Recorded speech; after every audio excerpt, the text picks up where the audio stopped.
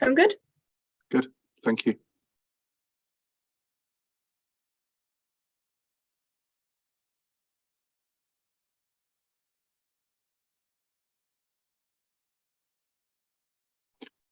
Welcome everybody to this webinar on road pricing and traffic reduction. My name is Stephen Joseph. I'm a trustee and chair of the Foundation for Integrated Transport, and this webinar is to in fact showcase some of the work that we've been funding, and you'll hear presentations about two projects that we funded on road pricing and traffic reduction. And then you'll hear comments from others about what they've heard. The context for this, I think, is that in the context of discussing the decarbonisation of transport, transport is the main source of greenhouse gases emissions in the UK, and there is a consensus that just moving to electric vehicles won't meet the net zero target and the carbon budgets from 2030 onwards, and that there will need to be reductions in vehicle mileage. The Foundation is one of the few grant-making trusts that's focused on this and focused on funding work on this. We were set up as a foundation by Dr. Simon Norton. In fact, it's nearly the 4th anniversary of his death, which was sad for us and for everybody in the transport campaigning world. And the foundation is carrying on his memory, in his memory, and funding projects on integrated transport. Our theme for the last year has been about traffic reduction with an emphasis on road pricing. And what you'll hear now is from first Sylvia Barrett from the Campaign for Better Transport, and then from Elspeth Ray from Transform Scotland, about the work they've been doing in this area. So without more ado, I'd like to introduce Sylvia Barrett, who's the Director of Policy at the Campaign for Better Transport. I should say the campaign celebrated its 50th anniversary yesterday. I ran the organisation for some time and was pleased to be around to celebrate the 50th anniversary last week, and it's still carrying on doing great work on reducing the impact of transport on the environment and promoting public transport. So Sylvia, let's hear from you on road pricing. Thank you. Yes, thank you so much, Stephen. While I set up my screen share, I'll just say a little bit about Campaign for Better Transport for those of you who might not know us very well. We're a national charity for sustainable transport, and this includes anything from active travel, walking, cycling, public transport, shared mobility, and vehicle electrification. We are also the only charity in the sector that covers all these modes, and we promote integration between those modes. So very pleased to be working with Foundation for Integrated Transport on this project. Now, can anyone give me a note if the slides are fine? Great, thank you so much. So, sorry, I need to start from the beginning. The purpose of doing this research was about finding out what the general public think about road pricing. So the context for this was the shift to electric vehicles, which is necessary to, of course, meet net zero. But in addition to that, we need traffic reduction, as Stephen mentioned. And the downside of the move to electric vehicles is the loss of revenue from vehicle taxation. Obviously, they don't pay fuel duty, and they are currently not paying VED because although that is changing from 2025. So the big thing that's changing in the politicians' eyes is the need to replenish that revenue. And the Treasury has already acknowledged that it intends to keep revenue from motor taxation broadly the same. but they have not said how exactly they will do that. So distance-based road pricing, which is what we're talking about here as a way to replace fuel duty in VD long-term, is the obvious choice of how this might happen. There are, of course, other reasons that reform of vehicle taxation is needed. There's a lack of transparency and lack of fairness in the current system. Traffic reduction, as we already mentioned, as a way to not only meet net zero, but also to improve air quality, road safety, and other goods. We need to also rebalance the pricing signals away from driving and in favor of public transport to promote that modal shift, which is required going forward. Of course, politicians have long seen road pricing as something that's politically toxic, and that's because of past discussions about it. However, it's been a while since the public view on this was tested to any great depth. So our research aimed to plug that gap. It's the most extensive research on road pricing as in recent years. We conducted a number of focus groups, a very in-depth long survey of over 3,000 people. We did expert roundtables and interviews. So what did our research show? The research took people on a journey. First of all, we looked at people's views on the need for vehicle taxation reform. Then we looked at various ways of framing the need for that reform and the benefits and disbenefits of replacing fuel duty and VD with pay-as-you-drive. And then how we can basically address various concerns that people had about this. So the first of those questions was, do people agree that there's need to reform? So there was two broad framings for this. One was that income from fuel duty and car tax is falling as people switching to electric vehicles, which is basically the rationale in the government's eyes. And the other framing is that the current system is confusing, not very transparent, and people can't easily keep on top of how much they're paying. So both of these framings elicited basically similar responses that the vast majority, 3 out of 5 people, agree that there is a need for vehicle taxation reform. So then we introduced the concept of pay-as-you-drive, as we called it, that it's basically replacing fuel duty and VD with a distance-based charge. And we asked people at various stages of the survey whether they support the concept of pay-as-you-drive or not. So this chart shows you the people's views at the start and at the end of the survey. We can see that people's views changed, and more people supported pay-as-you-drive at the end of the survey than at the start. So that's a majority of people, so nearly half of people supported pay-as-you-drive, as opposed to 18% that don't. So basically this demonstrates that when the concept is explained to people and we talk about different ways to address concern, support increases. We then tested various ways of sort of what arguments for replacing the current system people find convincing or less convincing. So that basically was to find out how the need to reform can be best explained to people. So we found 2 of the main arguments most compelling. So the first one was that taxation from vehicle revenue from vehicle tax is due to diminish because of the transition to EVs, and the need to replace this if we are to continue funding public services out of general taxation, which is what that tax goes to. So there was broad agreement that electric vehicle drivers should pay tax like all other drivers. So there was an inherent fairness argument behind that. And also 56% of people agreed that there's this need to be fiscally responsible to continue funding public services. Although it's something that some people might think it's counterintuitive, that people would agree that taxation needs to continue, people recognize the need to be responsible with public finances, and that's illustrated by this quote here. But when we, so people would then think, well, some people would consider if electric vehicles are the problem and that is resulting in a gap in taxation, shouldn't we just tax electric vehicles and leave the rest of the system alone?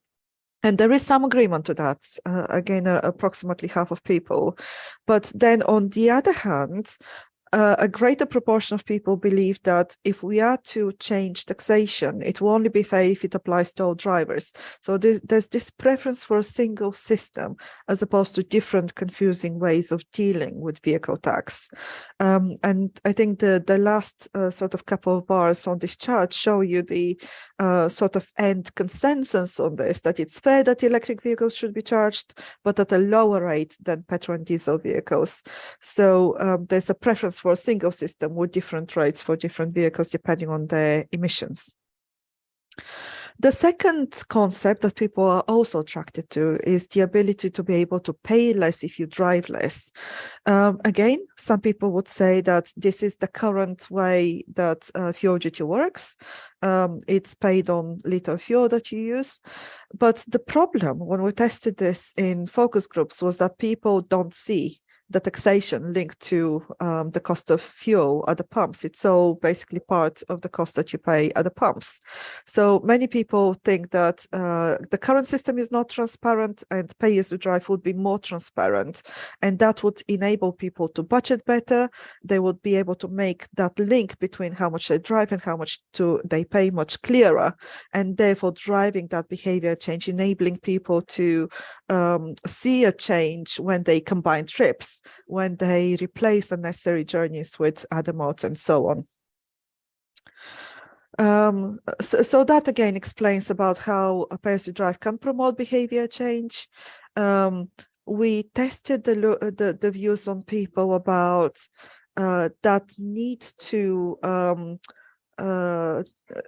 that need to reduce the impacts of driving on people's health and on the environment versus people's preference that we need to be free to drive as much as we want, regardless of those negative impacts.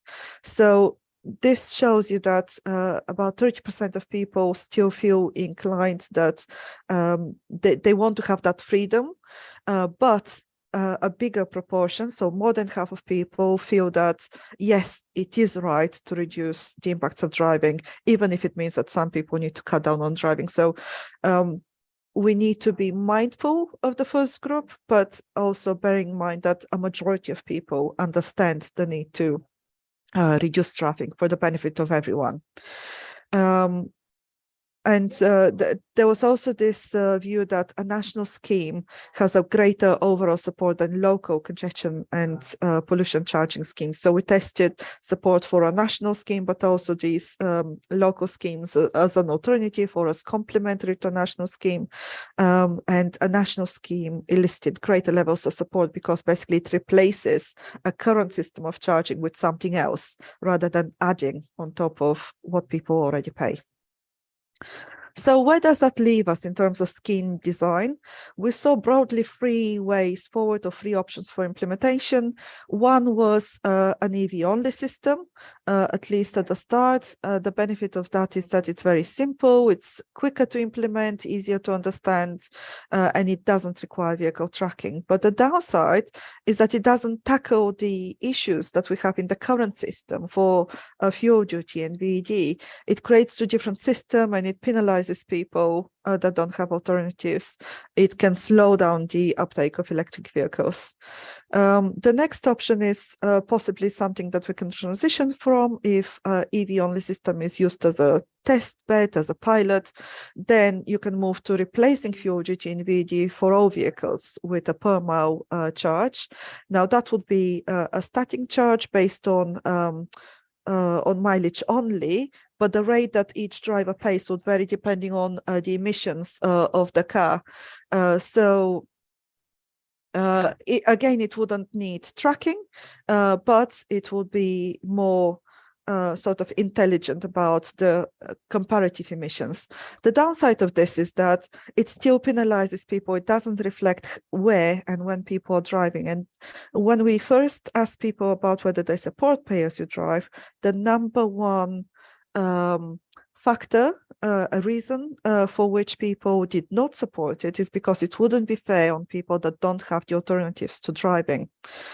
So our argument was that the only sort of fairest way to implement pay-as-you-drive would be a smart per-mile charge that varies by obviously emissions, but also by location and possibly time of day. And this is because it most accurately reflects the impact of different journeys. So you would be charging less for driving in, say, rural areas or at off-peak times, and more for driving in areas that do have that alternative to driving, so good public transport lengths and at the specific times of day. So obviously that accounts for that availability of alternatives. The downside is that it's slightly more complicated, and obviously it requires vehicle tracking to implement. In many people's eyes, that is a big barrier to implementation. But when we tested the different technology options for how a system can be implemented, we saw that there's very little difference between levels of support for the mileage only option, which is the one on the far left, so with regular odometer checks, and the two options in the middle. So inbuilt telematics or plug-in device with encryption to track the vehicle. Relatively similar levels of people supported both of these options.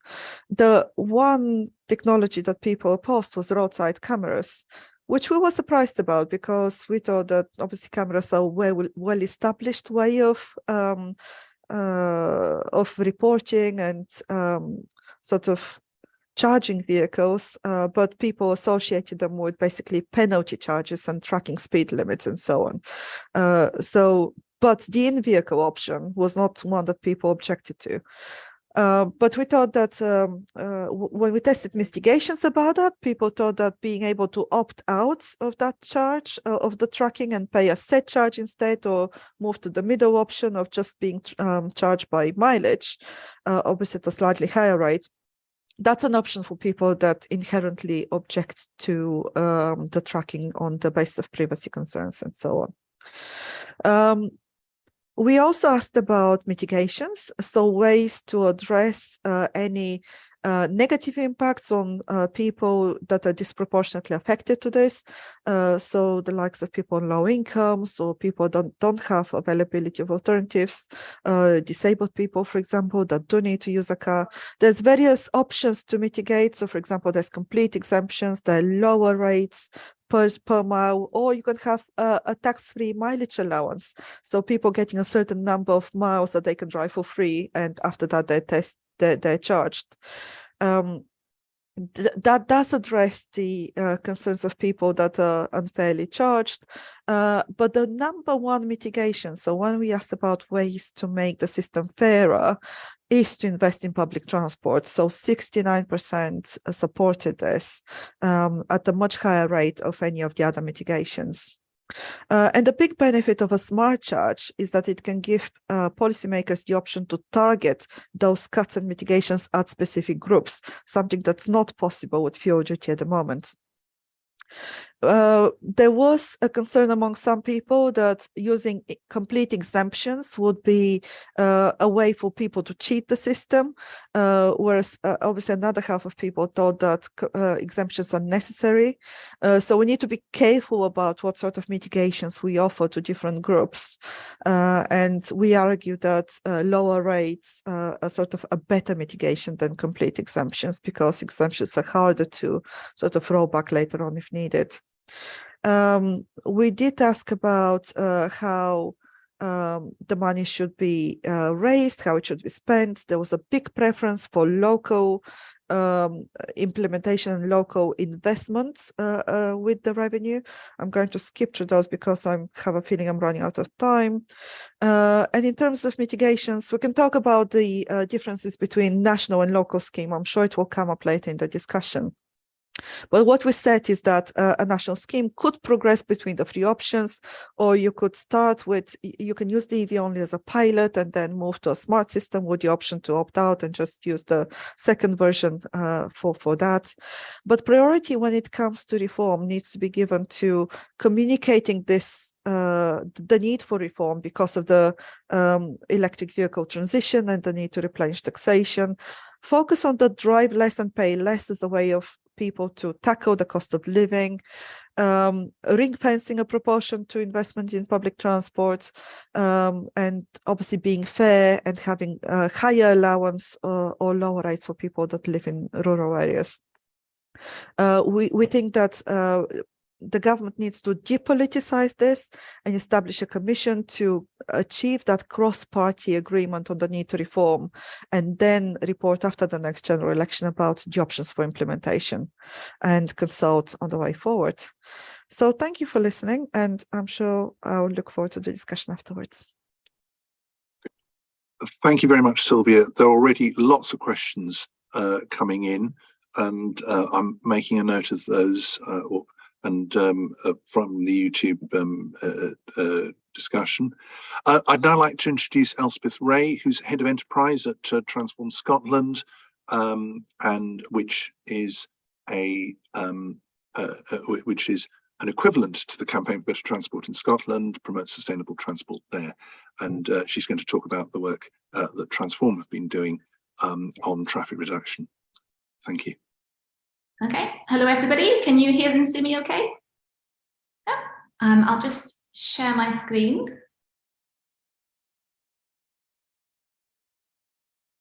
Okay, so can everybody see that? Yeah, okay, thank you very much for having me here today. As Stephen mentioned, my name is Elspeth. I work for Transform Scotland, where I am the Head of Enterprise. And we were funded to do this work on targeting traffic, winning business support for traffic reduction. We were funded through the Foundation for Integrated Transport over the past 12 months. For those of you who haven't come across us before, just a little bit about it. We are the National Alliance for Sustainable Transport. We celebrated our 25th anniversary last year, and we are the collective voice for sustainable transport. We're a membership organisation. Our members vary from major transport companies all the way down to local passenger campaign groups, universities, local authorities, environmental NGOs, all sorts of people. And we campaign for walking, cycling and public transport. So this project, the aims of our targeting traffic project, fundamentally the aim was to bring Scotland's business community into the conversation about traffic reduction and demand management, focusing specifically on road use pricing, congestion charging, workplace parking levy, low emission zones. And what we wanted to do through this project was show that there are policies available which can cut congestion and support economic growth. We wanted to show that business leaders can be supportive of change, and by doing so to give the Scottish Government political breathing space to talk about these policies. This photograph here, this is an event that we held towards the end of our project. We had a targeting our traffic summit, and that's the Transport Minister, Jenny Gilruth, MSP, who spoke at that event, and we also had leaders from across Scotland's business community. So we brought people together to have that conversation. A little bit of background. We do have a target for traffic reduction in Scotland. I saw some of the chat questioning if there was political will to do this, and I think in Scotland the answer is yes.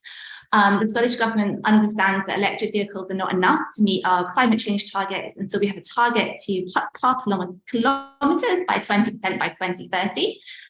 We have a routes map which sets out the actions to achieving that, one of which is recognition of the need for measures which will discourage car use, to use the government's words. However, these sorts of ideas haven't gone down well in the past. The business community has traditionally been seen as an opponent to things like road pricing and congestion charging. And that's meant that sometimes politicians are a bit nervous about talking about these kinds of issues because they might fear it will make them unpopular. So we wanted to challenge that and show that actually businesses are maybe more progressive than we give them credit for. And also to open up the conversation. So we're not just talking to other NGOs, people in the sustainable traffic community. We wanted to get the conversation out there to people that might hold other opinions, other priorities, that disagree with us, to understand what they thought. So the first part of this is we commissioned research from Edinburgh Nuclear University.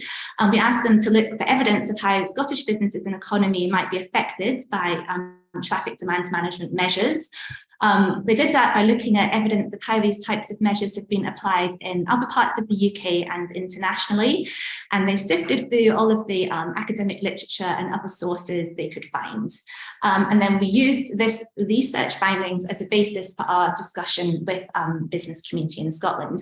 So I'm quickly going to go through what the university finds out. So they looked at 4 measures primarily. The first of these is low emission zones. So not strictly speaking a traffic reduction measure, but it is in the Scottish Government's 20% traffic reduction roadmap. So we asked them to look at that.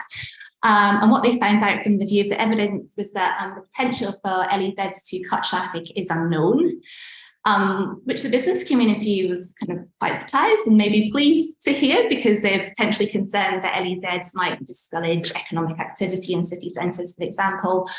They found that the main impact of LEZs is on the road haulage sector. Most private vehicles are unaffected, so people commuting to work, and they didn't find any evidence for negative economic impacts. Secondly, we asked the academics to look at workplace parking levies. So by sifting through the literature, they found that there didn't appear to be any significant impact on competitiveness or economic activity due to workplace parking levies. That's in high value economic locations where workplace parking levies have typically been applied to date. They find that sometimes small businesses can be exempted, and that they're most successful when they're part of a package. So when the income for workplace parking levy is used to fund public transport improvements, but that it can be difficult to determine how much they actually cut traffic, because there might be lots of things going on at the same time. Thirdly, Napier University looked at congestion charging. So yes, it does cut traffic. Where it's been applied elsewhere, they saw that it can be supported by businesses. Some of the benefits might be quicker delivery times, less congestion, less delay, better use of space, increase in public transport patronage. They did specifically look for how congestion charging might affect retail, and they found that it's difficult to quantify that effect specifically. And then finally, national road user charging. So by looking at how sort of other sort of similar schemes have worked in other countries, they found that reductions are possible of up to 10%. Business benefits could be more efficient use of the fleet, greater uptake of local shopping by encouraging people to travel more locally, and potentially a more economically efficient use of the road network, depending upon what sort of system is used, as I think Sylvia went over some of the options in her presentation. We then asked, so how could this apply to Scotland? How could these measures affect the Scottish business community? So unsurprisingly, probably going to work best in urban areas. Outside, especially in Scotland, we've got the Highlands with islands, people travelling very long distances, so out of the major towns and cities, less appropriate. Aberdeen, Edinburgh and Glasgow, especially Edinburgh, the most suitable locations where these types of schemes could be implemented. And also, yeah, looking at the central belt and trunk roads where most of the traffic is, and where the public transport alternatives are better. So those are the locations where these types of schemes might work. So business benefits to highlight. So again, as I mentioned, potential to have a more economically efficient road use system, shorter journeys, better use of space, more accessibility to the labour market. So those were some of the benefits which the research pulled out that have helped businesses elsewhere when those measures have been applied. Also, just briefly, implementation costs, looking at, for example, that the cost of national road user charging, which is something the business community is interested in, looking at the cost of congestion charging and workplace parking levy and how cost effective these measures might be. So what we did is we took those findings to the business community. We consulted all of the major business groups in Scotland, particularly, for example, Federation of Small Businesses, Scottish Council of Development and Industry, and we shared the findings with them and discussed what recommendations they would make, or if we could work together on policy solutions for traffic reduction and road traffic demand management in Scotland. So I'm going to briefly go over the 4 key themes that emerged from those conversations with business groups. So the first theme to emerge was talk to us. And this is a picture of some happy business leaders chatting about road pricing at our traffic summit, which we held in October. And what we found through this project was that business leaders want to be part of the conversation. So they want to be involved, and they really welcome the opportunity to have these conversations. There was potential to work with the government, Scottish Government, perhaps on a trial project, workplace parking levy, for example. Maybe we could do a pilot on an industrial estate or a business park.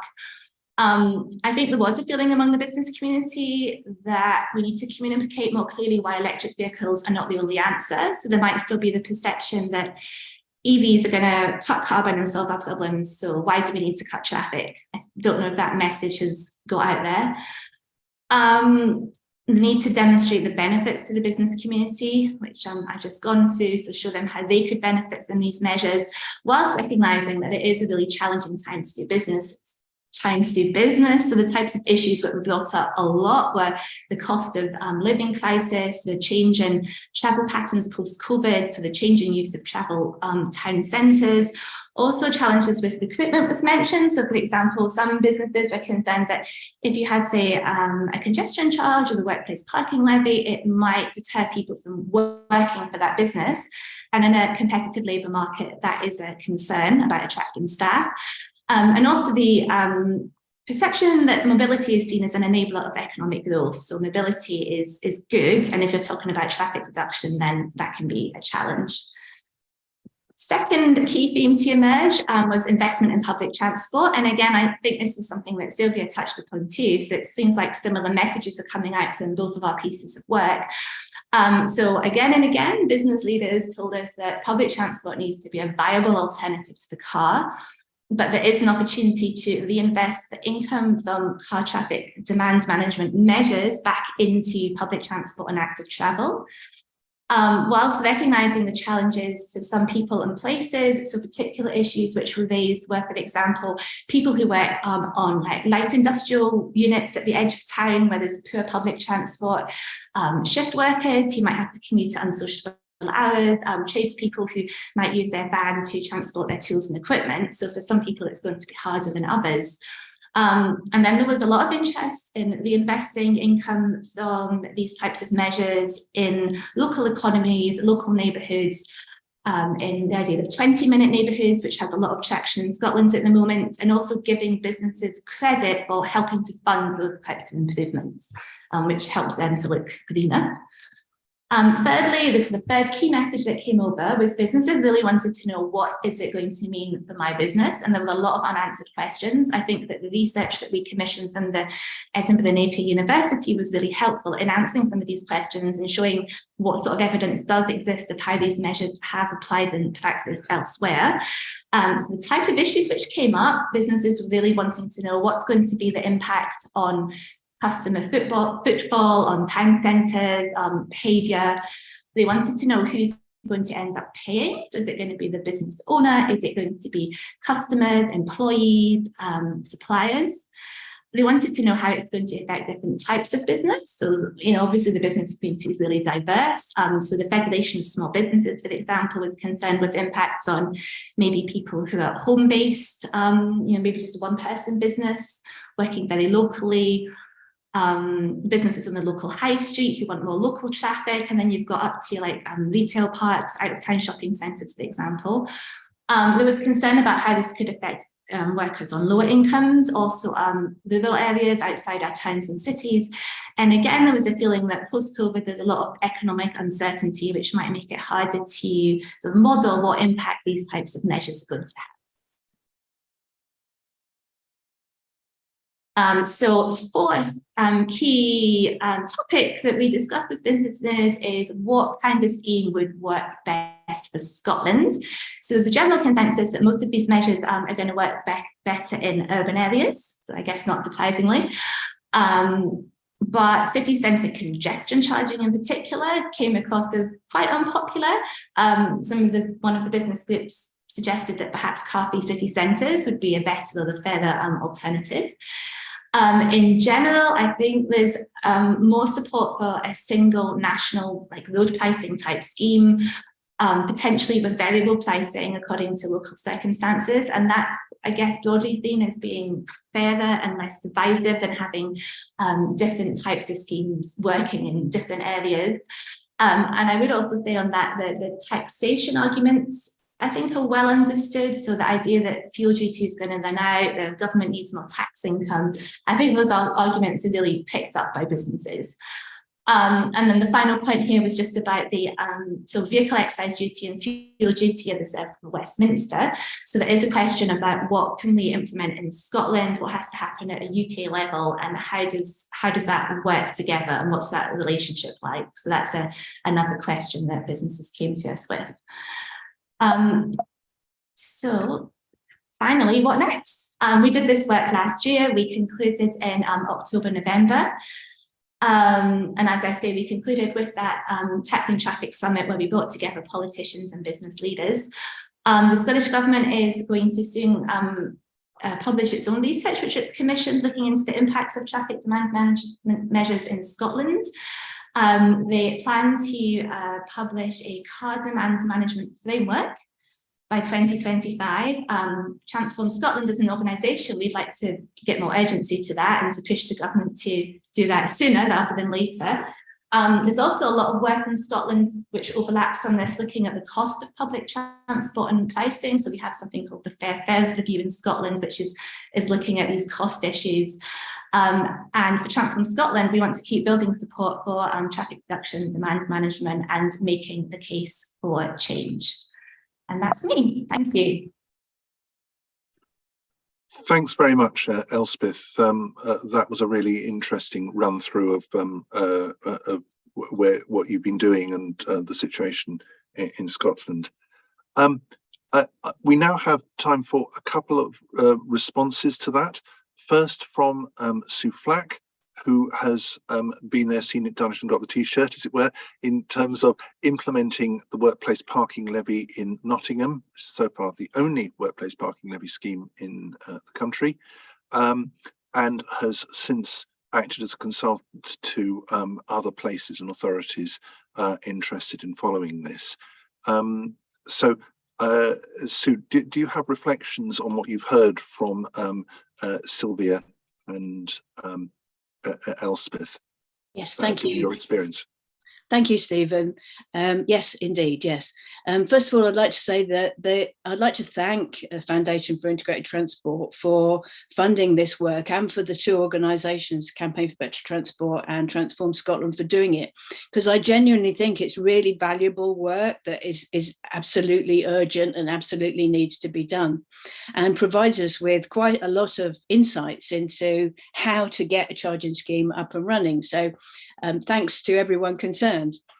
For me, I've had the dubious honour of working both for Nottingham, which managed to get a workplace parking levy going, and also for Leicester, which recently decided not to progress with workplace parking levy. And there are a couple of aspects to that I'd just like to mention. First of all, when a charging scheme is being considered, the vision for what the money is going to be spent on, even if the justification for doing a charging scheme is to reduce car use or to reduce pollution or whatever, the vision for the improvements that connect to it are vitally important. And I think it's fairly clear that councils are not often that good at actually presenting a good vision.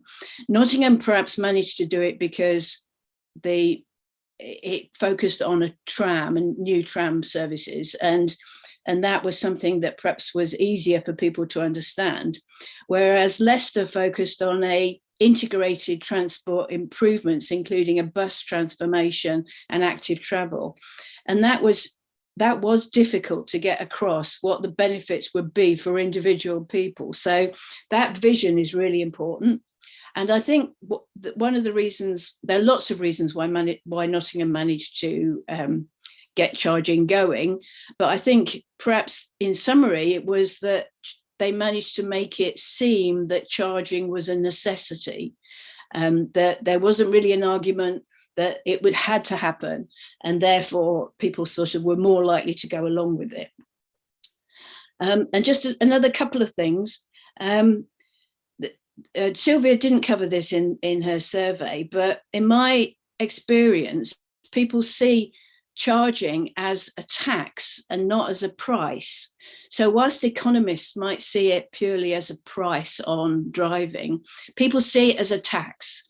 And because they see it as a tax, in order to be acceptable, I think it has to be progressive. It has to have some element of progressiveness in it, or people won't accept it. And that was a really big issue in Leicester. So people who are on lower incomes, or as we've talked about, as the speakers already talked about, people who live in rural areas, don't have alternatives, there must be recognition of those issues in any charging scheme, I think. You should note as well that at the moment, with the cost of living crisis, politicians are extremely sensitive to charging for anything at all, not only road charging, but anything. And it's really difficult on a local level for politicians to make the argument about charging in the current climate. On the upside, I don't know if Elspeth would agree or not, but I think that over time, business has got more amenable to charging for car use, and is not the biggest obstacle in putting in a new scheme. Elspeth looks like she might argue with that. And then finally, I just wanted to mention that I think the recent initiatives like low traffic neighborhoods actually give us something to think about, because for a charging scheme, a standard consultative process is absolutely no good whatsoever. It needs to be long-term. It needs to be very much specific engagement of specific types of people on how they're going to benefit or on how they're going to pay. And it needs to be consistent. So, it needs to be a really consistent long-term approach. It's not a standard approach at all. And I think councils have got some way to go in understanding that, if it's to be done at local level. If it's to be done at national level, I think that's a slightly different matter. But anyway, I'll pass on now, because I think I've filled my 5 minutes. Thanks very much, Sue. That was great. And finally, Roger Harrabin. Roger will be known to many people on this webinar as formerly the BBC's environment analyst. He's now, among other things, doing a fellowship funded by the Foundation for Integrated Transport, looking at how to communicate sustainable transport issues and solutions to the wider world. So, Roger, your reflections on what you've heard.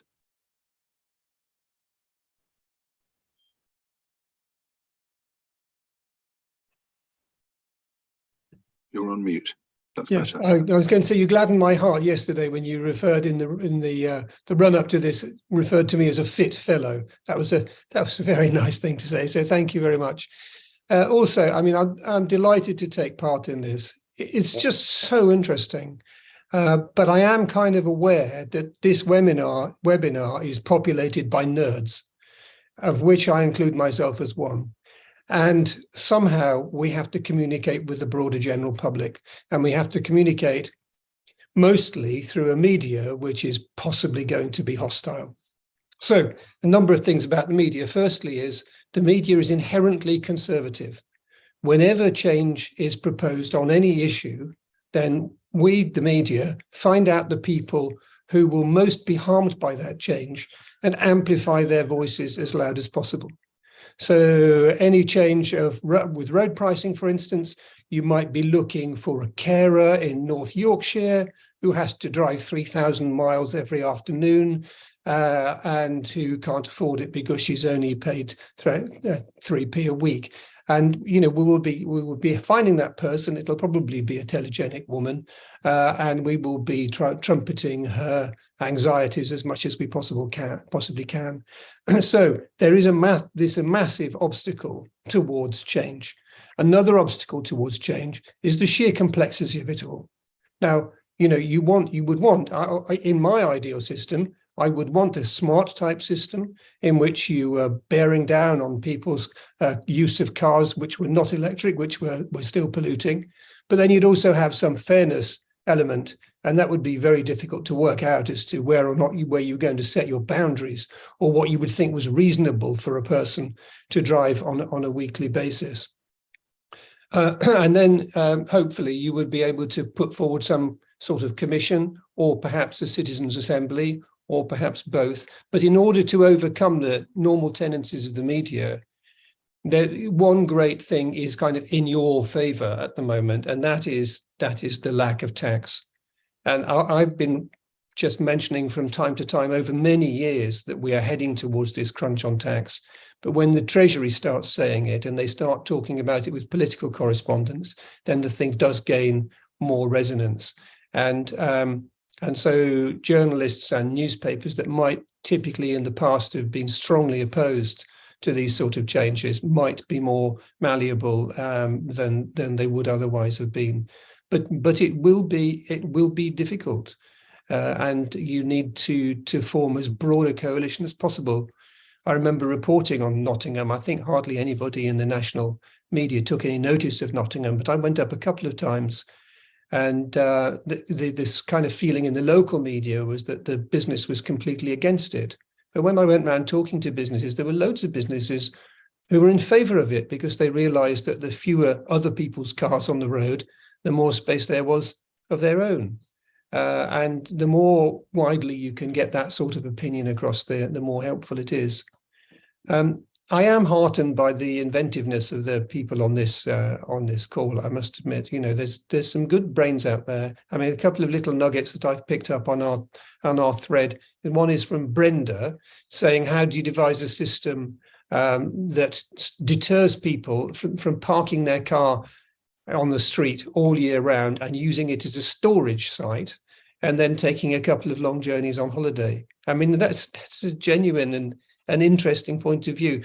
And Carolyn warned about, how do you stop people just selling their car or leaving it behind or something and just having more and more deliveries, which again is a kind of reasonable question. And when you've got all these together, you have got a proposal of horrendous complexity. And I suspect it will take a long time to get through unless the Treasury is really, really, really desperate. Thanks. Really interesting, all of that. Well, look, you've heard from the speakers and you've also heard from Sue and Roger. We've got a number of questions already and comments already submitted. And some of them were about sort of, as it were, factual questions about particularly the Campaign for Better Transport research. Did you divide it up by whether people owned a car, owned a petrol diesel car, owned an electric car, things like that. But one theme that Elspeth referred to, and which several people have raised, is what about people in rural areas? Well, actually, Elspeth's research specifically talked about businesses being worried about rural areas and places on the edge of cities. You could argue that's a long-term failure of any kind of land use planning in this country, but we are stuck with some places that are very difficult to get to except by car. Sylvia, I wondered what your research showed about attitudes to do with rural areas, more suburban areas, edge of town industrial estates, and so on. Whether that came up in the research, and whether you'd got some thoughts about that. Yes, so the research that we did was very in-depth and very sort of extensive. We have vast amounts of sort of different data cuts that we can bring into any discussions when that is happening. So I just looked at the rural versus urban cut. So on the final, whether you support the pay-as-you-drive reform question, there wasn't actually that big a difference. So people categorized in a rural area or in a village, there was 48 and 50% support as opposed to the general 49%. So very similar. There was a higher percentage of support in urban and city centers at 56%. The lowest support was in small towns, and it's understandable because the research we've done previously does class a lot of small towns as transport deserts, but it's still a net positive sort of support for the reform. But yes, as I explained in the slides, how you address the unfairness for people that don't have access to alternatives, that's the main consideration that you need to address. And yes, a smart system that charges you by location and it charges you less when you're driving at in rural areas and other areas that don't have such good connectivity is the best way to do it. But there is a way to do it if you're just charging by mileage. So for example, with the allowance, so with the tax-free mileage allowance that I mentioned. So for example, you can see people with a postcode living in in rural areas. You can see that allowance basically gradually increasing the more rural your postcode being.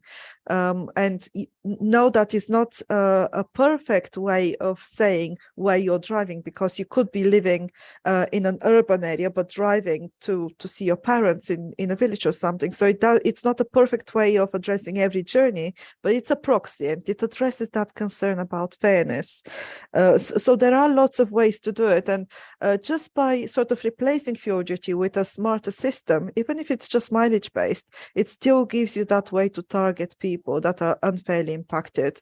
So that is the factor that Sue talked about, progressiveness. So it's a much more progressive system than the current fuel duty and VAT system, for example.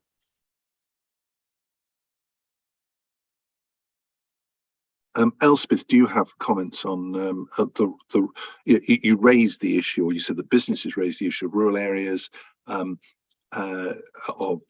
edge of town industrial estates. Did your research or the Napier research come up with any sense of ways forward on that?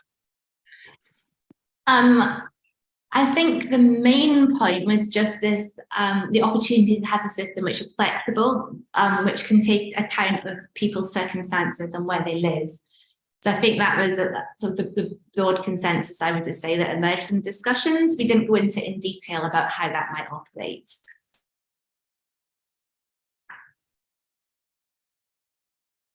Are you planning further follow-up work on that as part of the next stage?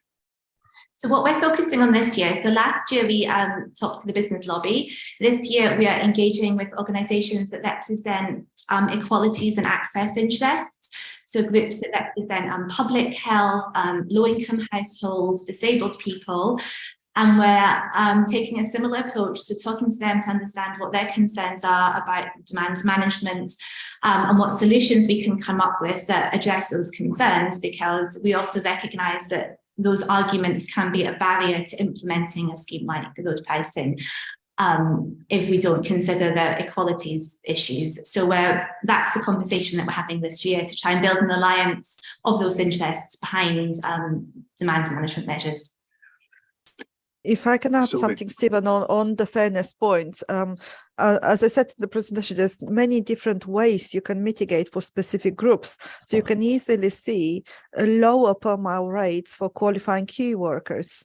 There would be consideration to be given about where you draw the line of who is a key worker. But I mean, the concerns of teachers, the concerns of care workers, people that need to drive for their job, including self-employed, sole traders, and so on. It's much easier to offer those mitigations under a road pricing system than it is with the current system. Something else to mention as well, there was a question about EV drivers versus hybrids. If I can just quickly say on that question, there was much higher levels of support for moving to pay-as-you-drive among electric vehicle and hybrid drivers at 63%, then there was among petrol and diesel drivers at 49%.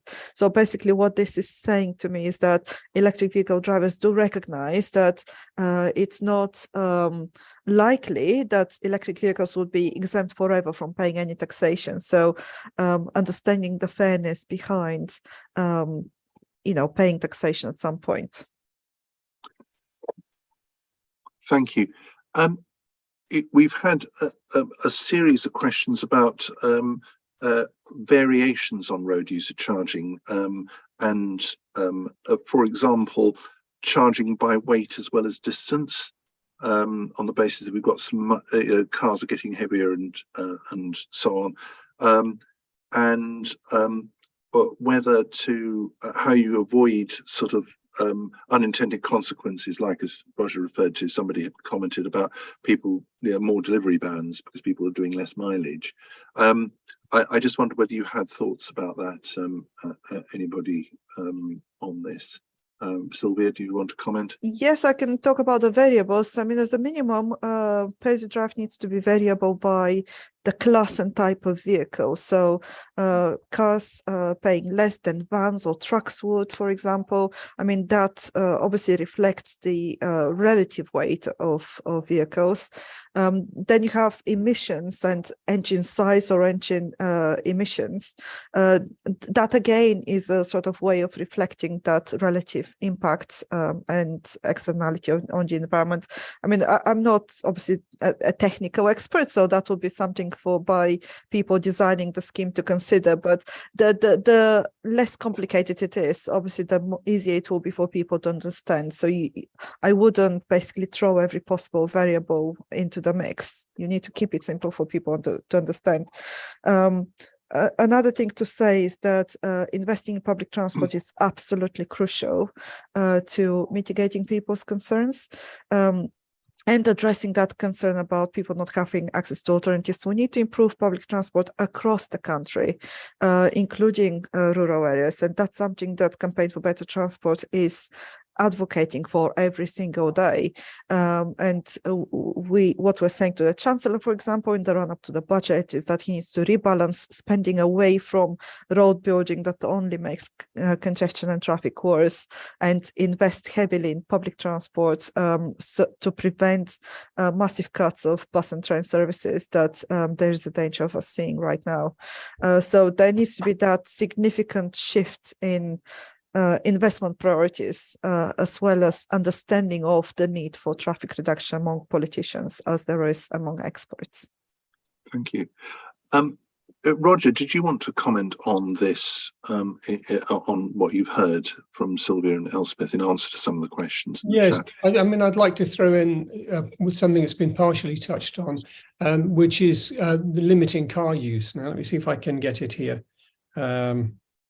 Bear with me a second. I can't find it, but it was just a report I did that you actually, Stephen, commented into when Grant Shapps launched his consultation for his latest transport policy, where he made it very clear that we would have to cut the amount of journeys.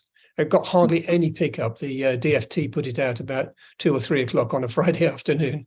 They're obviously fearing a severe backlash because by then most newspaper correspondents are on their way back to their home counties.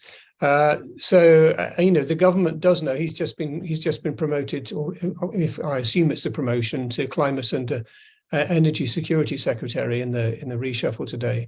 So there is a voice at the table will be hopefully saying that we need to reduce car usage, and then that raises the issue for me, which I think is another tricky one, but really important, and that's about car ownership, because in order to gain more space on the streets and to pull people onto public transport, we need more car ownership and plenty of access to car clubs and car sharing. But the more people, as we all know, the more people own a car, the more people use that car because they've paid all the overheads. So that's something I would like to see looked at as well, a positive incentive for people to relinquish their cars, possibly by subsidizing car clubs instead, would be part of my ideal solution, another complexity to add to the mix. Elspeth, I think Transform's quite involved in promoting car clubs and car sharing. If you wanted to comment on that. Yeah, absolutely. So they're definitely represented among our membership as one of the many things that we support in order to have more sustainable transport. So yeah, absolutely, good points. We've had somebody actually suggest a lift sharing, a sort of public Uber where you're rewarded for giving others a lift. Yes, why not? This is goes with that. The scam potential for that is absolutely immense. Yes. If I can add on that, you just drive your husband round all day. Yeah, exactly. Yes, just to add to that, I absolutely agree. The big benefit of pay as you drive is that it will be obvious how much you're paying, and then that will automatically incentivize, greater utilization of a car and people sort of sharing where possible. So that is one sort of way to swing people's understanding of the benefits of sharing a car. Obviously, implementing car clubs much more widely would be very important. So I moved to a city out of London a couple of years ago. We still don't own a car, but it's getting increasingly difficult to the point of actually considering buying a car against everything I believe in, because there's no buses to all the places that we want to go. People don't think to offer you a lift. So even if we're going to a kid's birthday party for my kids, the other parents mostly drive, but no one sort of thinks to offer. It's a cultural shift again that we need. But the problem is with car ownership is, as you said, once you buy a car, then you're compelled to drive it, to make the most use of it. And you don't even consider the alternatives. And that is why we need both the improvement in alternatives, but also making ownership and driving slightly more difficult, the two together. Yes, Stephen, could I push back against the survey results as well? Because, I can see from some points of view, the survey results are very encouraging in the sense that people seem, or the majority of people seem willing to accept some sort of monitoring of their journeys. I suspect if that were put to, if that were put to the general public through the columns of the Telegraph, the Sun, the Mail, the Express, then it would be highly likely to elicit the typical response, which is to spy, remember, with tachographs with lorries to try to make lorries safer and stop drivers working for 58 hours a day. They were asked to install tachographs, instantly became known as the spy in the cab, the hated spy in the cab. You wait for the word hated, okay, as a sort of distinguishing descriptive, and then you're onto a battle. And, there are very strong libertarian forces in this country at the moment. They've had a bit of a setback, but, I don't think they're going away, and they have control of several newspapers. So I would think the personal liberty aspect of knowing where having somebody monitor where you're going. I mean, imagine, for instance, let's suppose my wife wanted to go and see her lover, for instance. I mean, I could, she doesn't have a lover, actually, as far as I know, but I could tot up the journey from when it last was and ask her why she'd driven 23 miles on Friday night when the cinema was only a mile and a half away. So, one can imagine all sorts of problems stemming from that. You can. However, I was going to ask actually everybody this. It feels to me that the debate, when road pricing was last seriously talked about in 2007-8, and there was a petition of several million people signed against it, at that time there was rather less in the terms of social media. People give exactly, somebody's just commented, my friends already track each other like that on Strava. I mean, that's somebody's just commented on that. I just wondered whether you felt that the fact that we just hand over enormous amounts of data willy-nilly through mobile phones, you can already track by grabbing your wife's phone whether she's got a lover. You can see it. I just wonder whether, and there's a question for both Sylvia and Elspeth really, whether those kinds of concerns have gone away. There was a sense from Sylvia's survey that whereas people hate cameras, somebody in the chat's commented as sort of, psychologically spy outside, etc. People seemed much more relaxed about in-car tracking. And I just wonder whether all of that's changed a bit. Elspeth, I don't know whether businesses felt that too. Sylvia, do you want to comment first?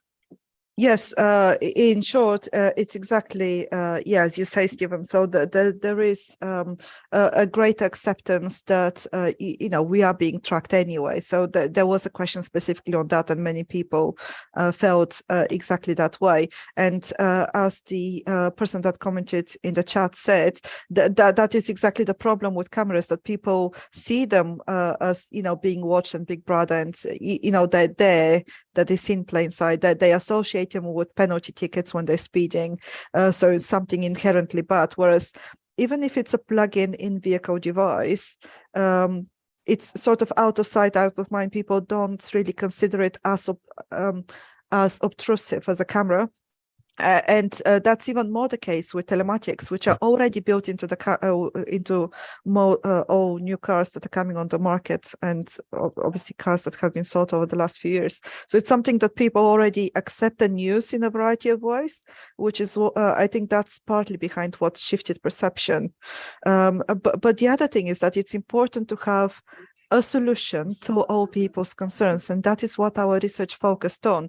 So the ability to be able to opt out of being tracked and being charged by a smart system and being charged by just mileage or just even an annual tax. There are ways for people to address those concerns, that people that are really worried about privacy. So having that solution available in advance to address people's concerns, I think, will be really important. Elspeth, do you have comments on that? Yeah, just to echo that, I think that things have moved on, and the public in general are possibly more accepting of tracking or the telematics scheme than they have been in the past. It wasn't an issue which was raised in our discussions with business groups as a concern. Sue, do you have views on that side of the argument? Has privacy issues come up in any of the work you've done?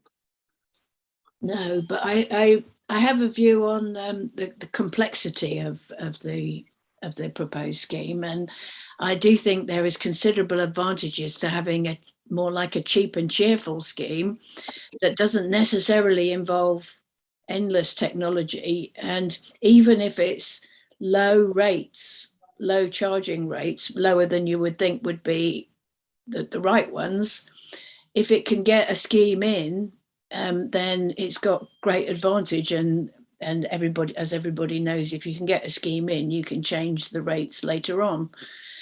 So I think simplicity is, and Sylvia said this, I think simplicity is really important, and obviously there's a clash there between catering for different groups and catering for different people, but still simplicity is important. Yeah, Sylvia, did you want to comment on that? Because that did come up in your work. On the simplicity, yes, of course, that is the inherent conflict between being fair and also simple for the sake of explaining it to people and increasing acceptance. I think that there is a way to design a system that is simple at the front end and sort of having the complex calculations on the back end, as long as you're presenting to people a charging structure that's easy to understand. But I think it is important to then provide these lower rates or exemptions or allowances for people that will be unfairly affected. So we're seeing that in the current discussion with the ULEZ, and that's something I wanted to come to, the difference between national and local schemes. Yeah, I wanted to ask you about that, and yes, and in fact everybody about the national versus local. But in terms of the debate for ULEZ and other local schemes, you're hearing, because it's a blunt set daily charge based on a cordon, you don't have a way of sort of reflecting a shorter journey or a person who really needs to drive for their job. But you could provide an exemption, or you could provide a grace period for people like care workers that need to drive for their job. And I think that is really important in order to address those concerns. Having the data to show what proportion of people don't have compliant cars, for example, what proportion of those on low income. So being able to offer that mitigation, I think, is important. Between national and local schemes, I think it's important to distinguish that they're different things for different purposes. So a national scheme is obviously for the purpose of taxation. It goes to central government to use as general taxation to fund public services. Although there can be a revenue share agreement with local authorities, our survey showed that it's very important that some of that revenue is hypothecated for roads improvements and for public transport investment, whereas local schemes are to mitigate for the negative impacts of congestion and pollution on local roads, and these are implemented entirely by local government. The proceeds go to local government. They must be spent entirely on transport. So it's important not to mix the two together, but it is possible to create a system. So under the smart scheme that basically reflects for location, you can have the base rate of charges for taxation and going to central government, and the local top up for the local impacts. And I think that is what people are most drawn to, having a simple system. So one system that charges you for travel rather than separate national schemes and local schemes. So when we ask people about their preference, should it be just national scheme with top-ups or separate national and local schemes, 42% said they prefer the former and 24% the latter. So clearly the simplicity there is important. So there is a way to make it work. I think that is the best way to ensure that local impacts are considered, because obviously every local authority to act on its own impetus to implement a local scheme is quite difficult. So having one sort of process of reform to reflect for those two things is obviously the ideal scenario. Thank you. Sue, do you have a reflection on this, having implemented or tried to implement local schemes? And implemented one. Implemented one and tried to implement some others. Yeah. Yeah. I agree with Sylvia. I think I agree with Sylvia that a national scheme is very much preferred. And I suspect that my requirement for progressiveness can actually only be done with a national scheme, because I don't think that the data on people's incomes and the data that you would need to make it progressive would be available at a local level. So I think it would have to be at a national level. And I think it would have to make use of HMRC, which is a progressive tax, our income tax system.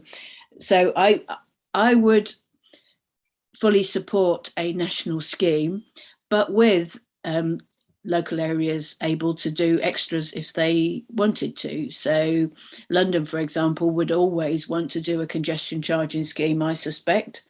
And other cities might want to be like Nottingham and do a workplace parking levy or do congestion charging, but it should be based on a national scheme. I would argue. This is a technical question from Leo Murray. Without in-car tracking, is there a model for per mile charging that allows for differentiation by regional access to alternatives? I think that's one for Sylvia.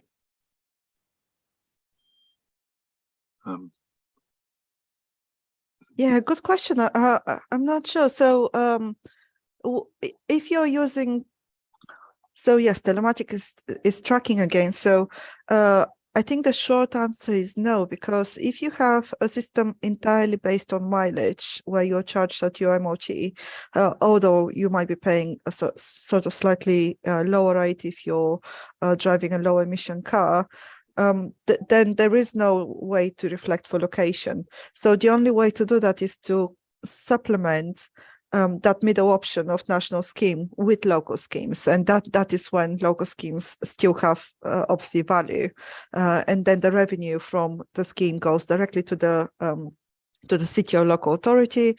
So this version has its benefits, but for then the disbenefit is that people would be charged by different sort of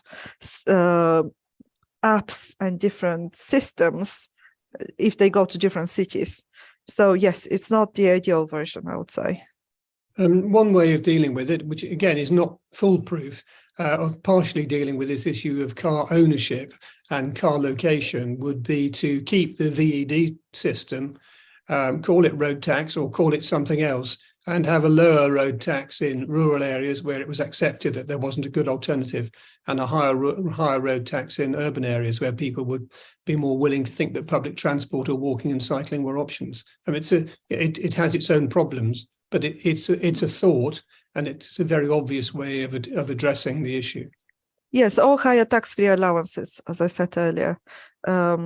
but it's not, so it doesn't address all the negative, all the deficiencies of not a smart system. Thank you. The one final question, because we'll need to leave this soon.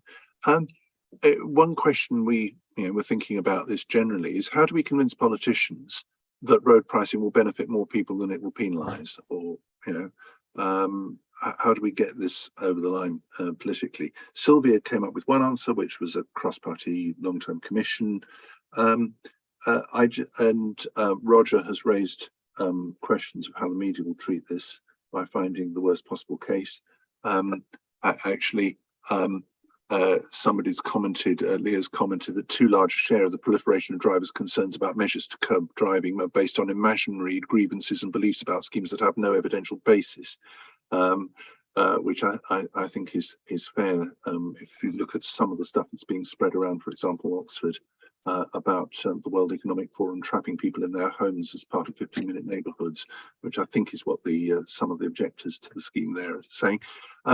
But I just wondered how people felt from here on we persuade devolved government, in the case of Scotland, national government, to move in the direction of road charging and so on. Sylvia, do you want to start on that? I think that the best way to make politicians more sort of see the benefits of it is by communicating research like ours. So the more politicians are aware that the public are on board and that the public can benefit from those changes, that is when that is what gives politicians the ability to then act. Communicating that the vast majority of people would benefit from a simpler, more transparent, fairer tax system. I think that is key to this. So recognizing that high polluters or high users might sort of end up paying slightly more than they do now, but that the vast majority of people would benefit. So depending on how you design a system, it is possible that the majority of people will actually pay less than they currently do, especially if you take fuel duty out of the price of fuel. Then you're losing the VAT that is then charged on fuel duty within the price of fuel as well. So you can have a very sort of simple support with cost of living message. So it can tick lots of boxes. So leveling up, obviously net zero, as well as cost of living and economic prosperity.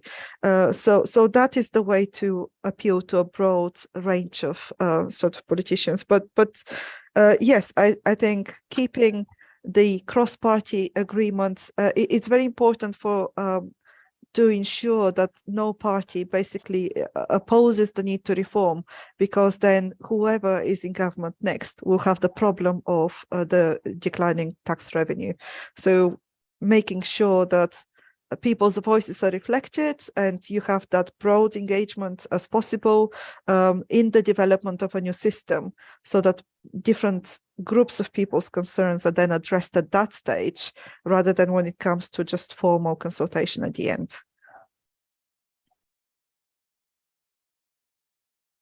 Elspeth, how have you found, how is this, the work you've done going down with politicians in Scotland? You had a picture of the Transport Minister launching a report, but she's only one minister. I just wondered whether you felt that the kinds of comments that your work was making, whether that was going to be acceptable in Scotland. I think the conversation is happening, and the benefit to the work that we and others are doing is that load pricing kind of becomes inevitable, because, and then, and if there was a change in government, and if it has that momentum behind it, it wouldn't matter so much.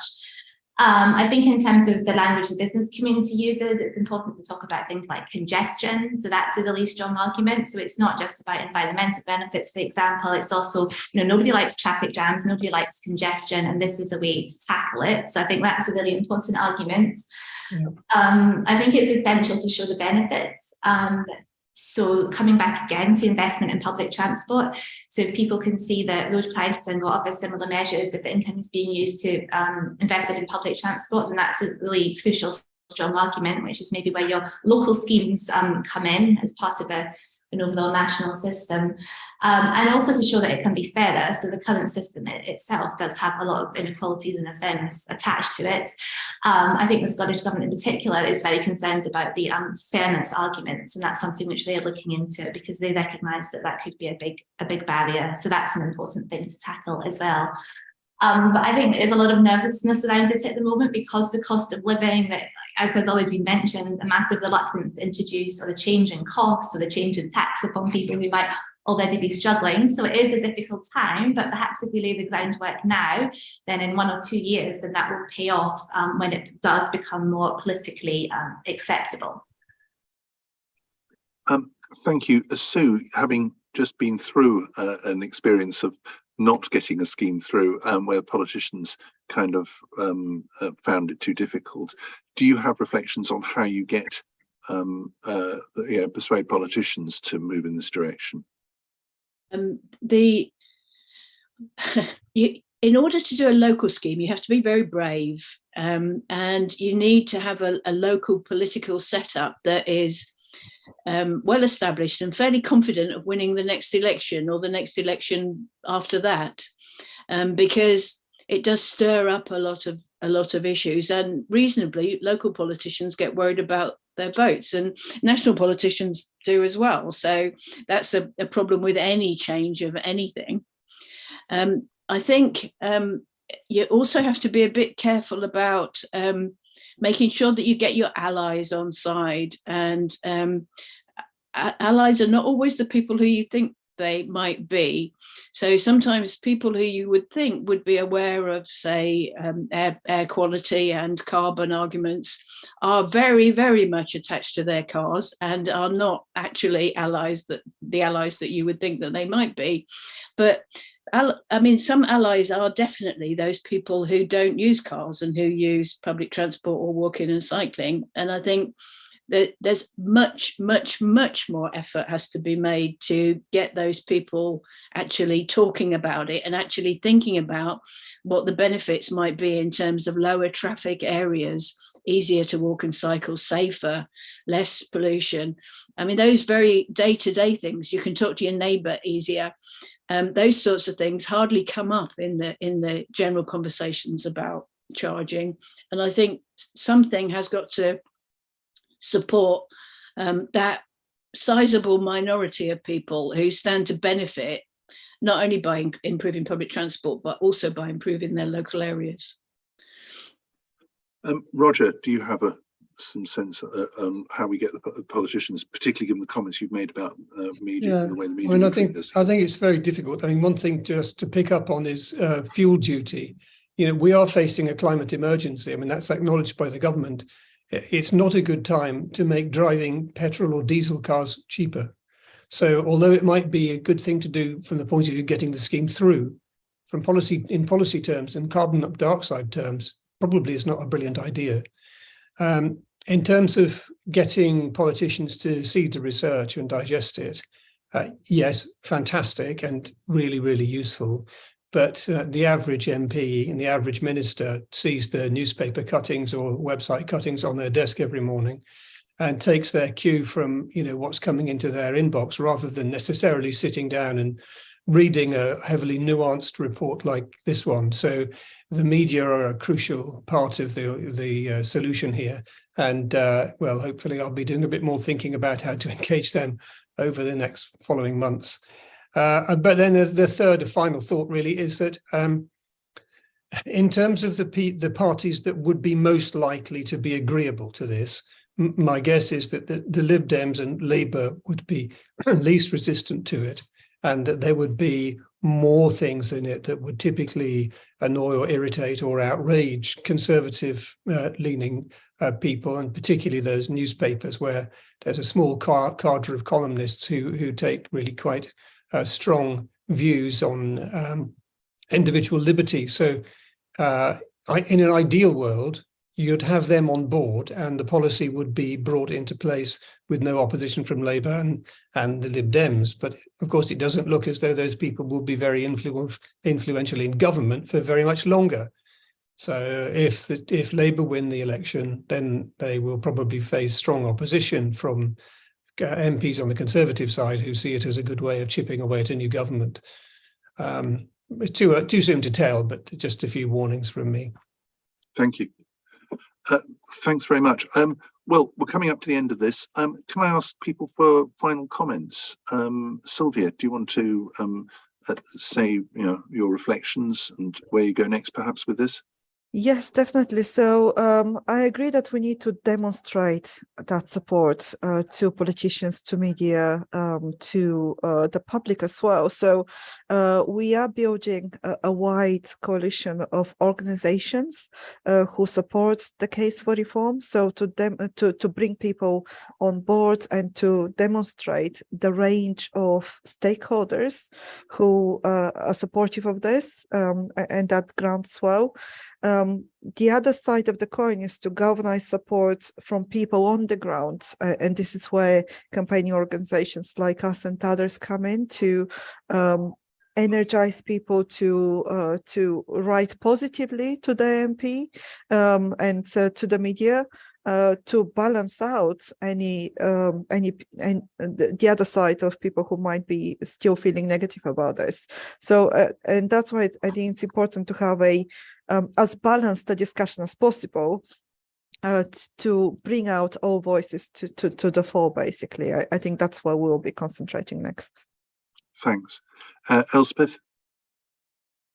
Yeah, so in Scotland, we are continuing to build a broader alliance in support of change. Last year, we engaged the business community, and through doing so, helped to sort of pick up some of the arguments against measures like road pricing that might come from the Conservative or the more right-wing press, by showing that the business community is behind some of these ideas. This year, we're focusing more on the equality issues, which is helping to address some of the arguments or concerns that might come more from the left, so from Labour Party, for example.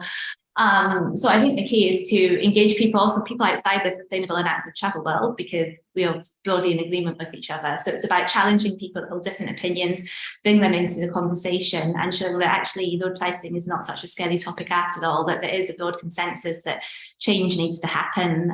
Again, that taxation argument is really powerful and I think well understood. So to get people behind it from the broadest spectrum of interests and political parties as possible. Thank you. Sue, do you have some reflections on what you've heard? I think I've said this before, so just very quickly, I actually saw from the charity Possible the other day some drawings of some roads in Bristol that could be improved with less traffic on them. Just more of that, more where you can actually see in a picture how your neighbourhood can be improved. I think that would be hugely helpful. Thank you. And Roger? Yeah, I mean, just a final thought. I'm aware that I'm being a bit of a negative voice, and I really want to applaud this seminar because I think it's been terrific, and I do strongly support the need for reform.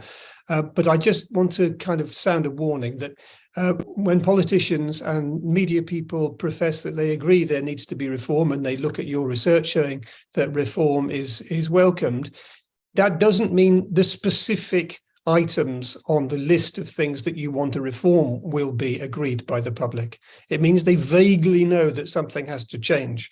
But when it comes down to how it affects me or my neighbour or the carer in North Yorkshire, then that's the position, that's the place where opposition could get entrenched. So that's just worth thinking about that before. Don't get overconfident. Thanks very much, and thanks to everybody for taking part, to Sylvia, Elspeth, Sue and Roger. The foundation will carry on funding work in this area. We'll also be doing more in the area of social equity, on transport as a basic right, public transport as a basic right, which was a big theme of our founder. And we're already funding, voices for change in places like Oxford and Cambridge and Wales, where there's a lot of radical proposals on the table, not all, as I say, with entire local support.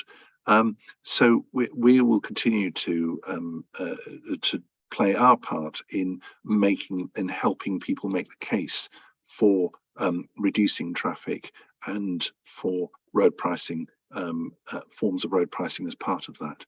So thank you everybody for taking part.